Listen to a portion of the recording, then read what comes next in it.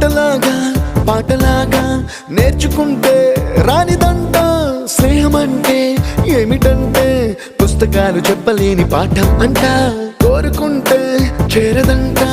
వద్దు అంటే వెళ్ళదంట నేస్తమంటే ఏమిటంటే కన్నవాళ్ళు ఇవ్వలేని ఆస్తేనంట ఇస్తూ నీకై ప్రాణం పంచిస్తూ తన అభిమానం నీలో ప్రతి ఒంటరి తరుణం చెరిపేస్తూ ఎన్నో వేల కథలు అరే ఇంకో కథ మొదలు